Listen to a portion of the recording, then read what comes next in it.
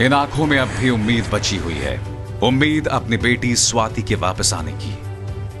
महाराष्ट्र के अहमदनगर के राहुरी जिले के भानुदास आडभाई भी सनातन संस्था के सम्मोहन का शिकार हैं। 2 बेटे और 1 बेटी समेत भानुदास के परिवार में कुल 5 लोग खुशी खुशी रहते थे। लेकिन अगस्त 2004 की एक रात अचानक बेटी स्वाति घर छोड़कर चली गई। भानुदास ने जब स्वाति को ढूंढना शुरू किया तो पता चला कि वो सनातन संस्था के मुंबई से सटे पनवेल आश्रम में है। घर वाले इस बात को लेकर हैरान थे कि स्वाति बेहद पढ़ी लिखी थी और पेशे से डॉक्टर थी, लेकिन अचानक से उसे ऐसा क्या हो गया कि वो घर छोड़कर सनातन संस्था के आश्रम में चली गई। सनातन से छोड़ने के लिए मैंने जो पनवेल में जो नामांकित व्यक्ति थे उनको सबको बताया कि ऐसा हुआ है, उनको दिखाया।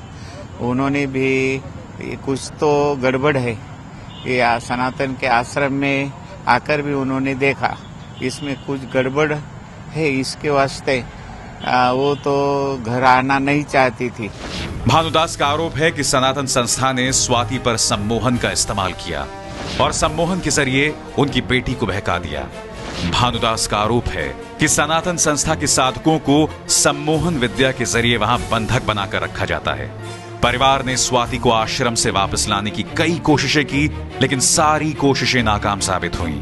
आरोप है कि एक बार जब वो स्वाति को लेने आश्रम पहुंचे तो आश्रम के लोगों ने उनके साथ मारपीट की। भानुदास अपनी बेटी को आश्रम से छुड़ाने के लिए राष्ट्रपति और प्रधानमंत्री तक से गुहार लगाने पहुंचे। अब भानुदास के पास सिर्फ कागजों और फाइलों का अंबार लग गया। स्वाति उस वक्त हमको पहचान तक नहीं सकती थी कि हमारे और दिखती नहीं। अपने भाई को मारा है, अपने पिताजी को मारा है, माँ को मारा है। अपनी बेटी को संस्था के चंगुल से छुड़ाने के लिए भानुदास ने अंधविश्वास के खिलाफ लड़ाई लड़ने वाले डॉक्टर नरेंद्र दाभोलकर से भी मदद मांगी। डॉक्टर दाभोलकर भानुदास की मदद भी कर रहे थे, लेकिन इसी बीच डॉक्टर दाभोलकर की हत्या कर दी गई। सनातन संस्था साधकों को जबरदस्ती आश्रम में बांधकर रखने के भानुदास के आरोपों को खारिज करती है।